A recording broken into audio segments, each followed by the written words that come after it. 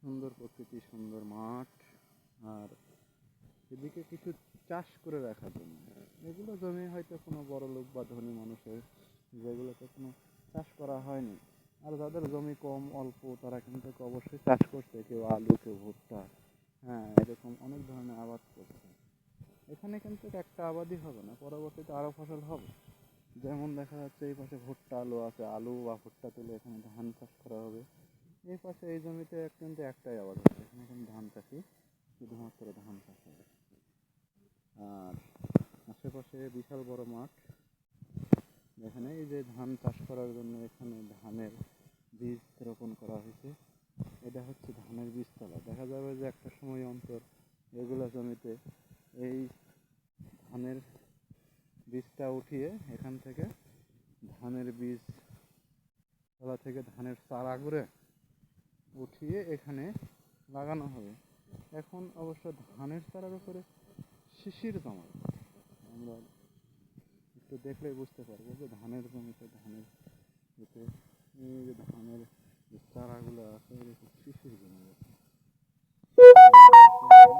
এটা সুন্দরভাবে দেখা যাচ্ছে যে শিশির জমছে। এখানে একটা, এই পাশে একটা, ওই পাশে আরো দুইটো, ওই পাশে আরো একটা, এগুলো ধানের বিলের মধ্যে মানুষ কাজ করতেছে, অনেক মানুষ। আর দেখা যাচ্ছে ভুট্টার গাছগুলোও কিন্তু অনেক বড় বড় হয়েছে।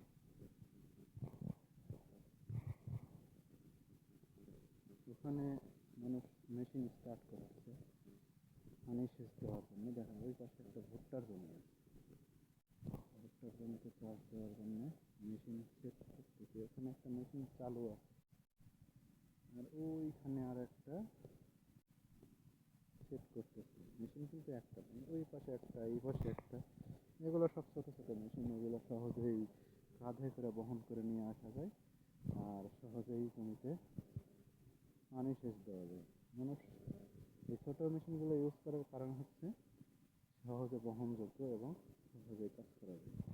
এটা হচ্ছে ভুট্টার একটা ক্ষেত। এই জমিটা অপেক্ষাকৃত উঁচু একটা জমি, নিচু জমি থেকে এই জমিতে ভুট্টা এবং ধান দুইটাই হবে, কিন্তু তিনটাও হতে পারে। সূর্যটা এখান থেকে স্পষ্ট দেখা যাচ্ছে।